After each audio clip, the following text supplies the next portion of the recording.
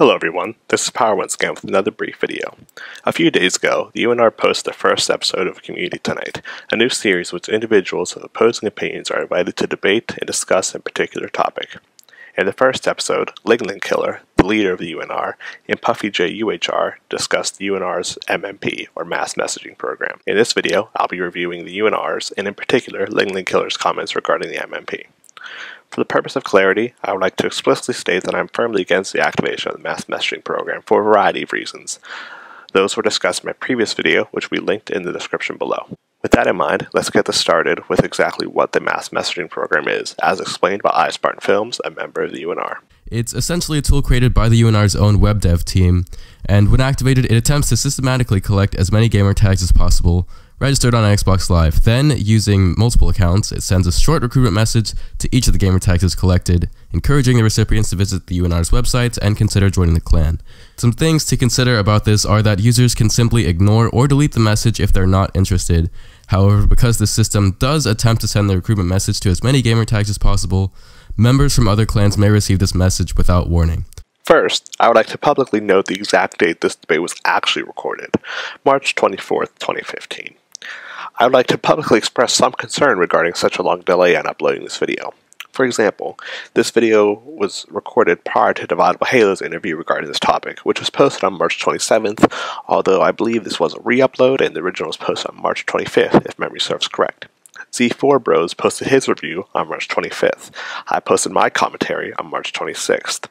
Now, I'm entirely aware the UNR prides itself on producing high-quality media, as our channel clearly shows. However, I struggle to understand exactly how a 42-day or 6-week delay is acceptable on a topic as fluid as this. As Ling Killer and his staff have clearly stated on a variety of occasions, the MMP is a program which is still highly active in undergoing changes. As such, we must assume MMP being discussed in this video is different from the MMP codes and policies as they exist today. From this, we must assume that this video, to some degree, misrepresents the UNR's mass messaging program, and that the UNR has, probably unknowingly, misled the community by uploading such old information. While the recording date was indeed provided in the description, it's foolish to think that everybody reads the description or was aware of this fact.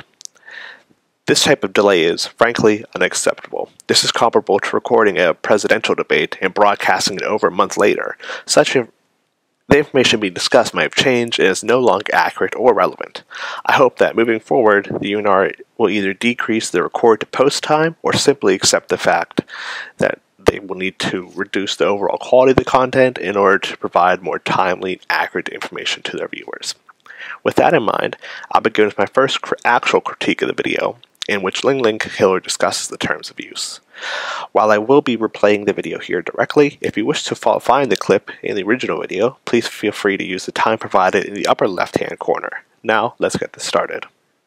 And Ling Killer, what about you? What are your thoughts about this? I know that you're the president of the clan, so obviously you're in support of it, but what do you have to say about the fact that it could possibly be breaking the terms of use? Well, Puffy, I'm very glad that you brought that up. If you don't mind, I'd like to access quote another part of the Xbox Live Terms of Use. Section 2.2, who can access my content? All right, it says very clearly in here, you control who may access your content. All right, Microsoft and anyone who you have shared content with may use that content. All right, in the Xbox Live settings, everybody has the ability to block their friends list. All right, and this service will not be able to access their friends or anybody like that if they use that feature. By keeping their setting to everyone, okay, it's not friends only because we're not friends with a lot of these people, to everyone, they are consenting. It says that very clearly, just as you quoted in the text. I'd like to make two claims here. First, while I cannot prove this claim definitively, I'd assume that Section 2.2 refers to sharing information with programs approved by Xbox and Microsoft. I have difficulty imagining Section 2.2 should be interpreted as allowing access to this information from literally anyone. Secondly, and more importantly, I think Ling Killer is extremely deceptive in his claim that by keeping their settings to everyone, they are consenting to the MMP. This is factually incorrect. Your personal settings have little to no effect on the operation on the MMP. Just as an example, let's use one of Ling Ling Killer's friends, Benali. As you can see, a bunch of gamers score good reputation, real gamertag, right? As you can see on the side here, no friends. His friends list is blocked, you can't see it, right? So in the claim Ling Ling Killer makes this video, because he's blocked his friends list, he shouldn't be affected by the MMP. The MMP shouldn't contact him. That's false. Clearly it will still contact him. To demonstrate this, let's go to Ling Ling Killer's friends list, right? Ling Ling Killer has 141 friends. Friends list is unblocked. So I'm going to look through all of his friends here. Looking, all 141 of them. Now, where's Vanoli? I lost it last time. Let's see if I can find it quickly. And I can't. Let's Control F it. Vanoli, right there. As you can see, Vanoli's on his friends list. So, when the MMP scans Ling Ling Killer's friends list, it will see Vanoli, record that gamertag, and then send Vanoli's message. So, even though Vanoli has blocked his friends list, he'll still be affected by the MMP. A claim that Ling Ling Killer says isn't true. So, the only ways to actually opt out of the MMP is to do one of two things. A, have 0 people on your friends list, which for all intents and purposes isn't likely at all, right? Or B, have every single person on your friends list have all of their friends list also set to private. Again, an unrealistic expectation. So, for all intents and purposes, it's impossible to opt out of the MMP. A claim that Ling Ling Killer has stated isn't true. Next, I'll provide the clip in which Ling Ling Killer admits the MMP most likely breaches the terms of use. This shouldn't be news to anyone, but for the sake of clarity, I'll play it anyways.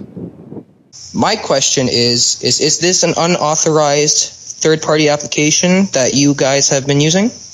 I believe that it would be qualified as such, yes, because we are the ones who have developed it. It's not a third-party service as such as some of them have been claiming, like Joe Rose, that we're using XboxAPI.com or any of those sites. We're not using those. This is built completely from scratch, but I guess it would classify technically as a third-party support, yeah.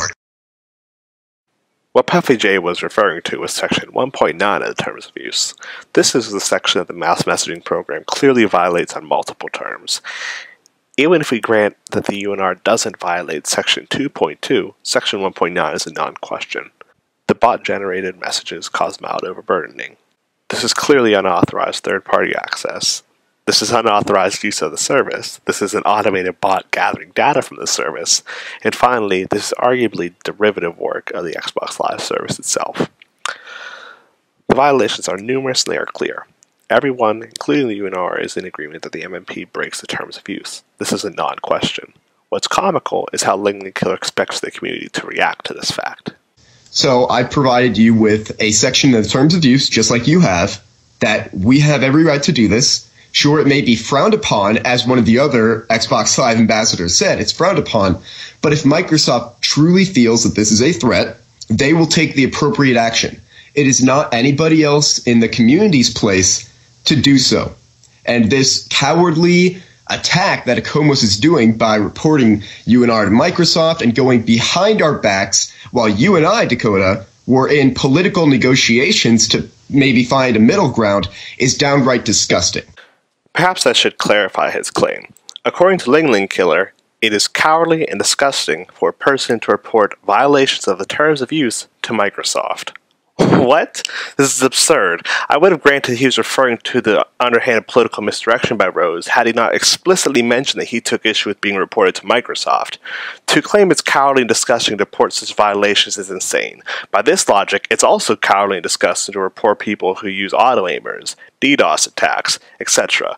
According to this logic, no one in the community should be doing anything to report such violations.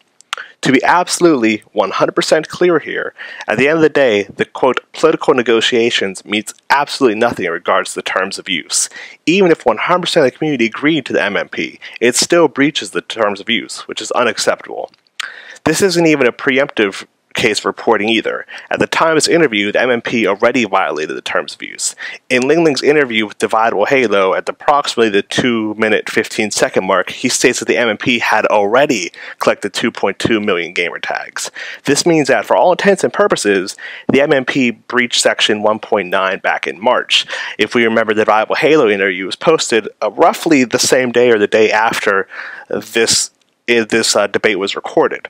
As such, this reporting would not have been preemptive by any means. The UNR had already breached the terms of use by the time this was being recorded, as the MMP was already semi-active, a claim which Ling Ling Killer says is false later in the interview when he says the MMP was not active at this point. Next, we'll discuss what happens in the event that MMP accounts get banned.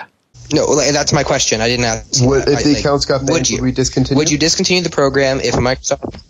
Yes. I'm not going to make any sort of promises that we will discontinue or even launch the program. I mean, essentially, if the accounts got banned, we would look very seriously into canceling the program, but I'm not going to make a promise that we would or wouldn't at this time.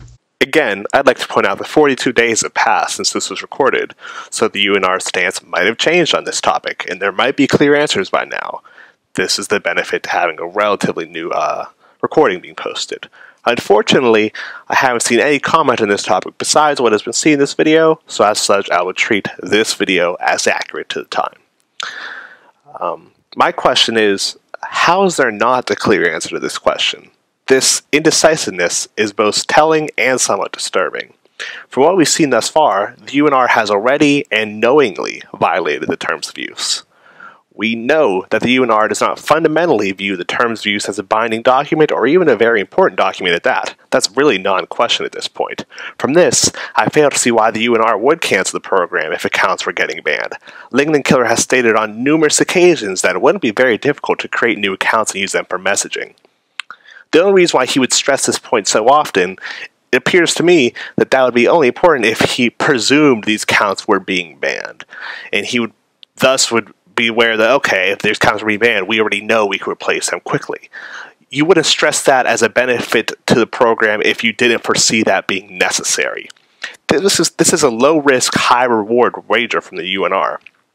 We already know they don't really value the terms of use. From the information provided, I'd have to conclude that it's more than likely they would not cancel the program if they're being banned by Microsoft. Again, this is old information, and I think a newer recording would be beneficial in this instance. However, for the information provided, this is the most logical conclusion I could reach. Finally, in the interest of keeping this brief, I would like to just touch upon one more topic. I don't think this has ever really been discussed. I believe since the first time I really noticed it was in this recording itself. So I'll play the clip in question, and then I'll raise my question. Okay, my clan is a democracy. I'm elected. I'm elected every 4 months. How many other clan leaders can say the same? Right? Okay, I love democracy, but democracy poses a huge security risk. I'm sure you can already see where this question is heading. This isn't about the MMP, so much as it is about the internal affairs of the UNR. The UNR is apparently democracy. Thus, we must assume that there is a non-zero chance Ling Ling Killer will be removed from power. In the event that Ling Ling Killer is voted out, what happens to the MMP? He has stated multiple times that only he and one other person have direct access to the source code for this program, correct? If he is removed, is that information shared with the next UNR leader? Do they also get the source code? Will the policies of the MMP be subject to change? Exactly how does the UNR deal with the MMP internally? Are the rules of the MMP dictated by Ling Ling Killer himself, or the president of the UNR, or are they voted upon by some body? If they are voted upon, exactly who votes on this? Currently, there's a lot of discussion in the communities about exactly how the MMP should operate, but we really fail to ask the question of how does the UNR determine how the MMP will operate? Ling Ling Killer stated multiple times that the UNR has the final saying as how the MMP will work, but we really don't understand exactly how the UNR deals with this internally. I think we should have a serious discussion as to how the UNR internally deals with this topic, and I'd like to hear from Ling Ling Killer himself on this. I would like to conclude this video by simply asking both Ling Ling Killer and the UNR to publicly address and answer a few questions. 1. Does the mass messaging program breach the terms of use? 2. Should the Halo Clan community follow the terms of use? 3. Do you support violating the terms of use? 4. Should we report violations of the terms of use? 5.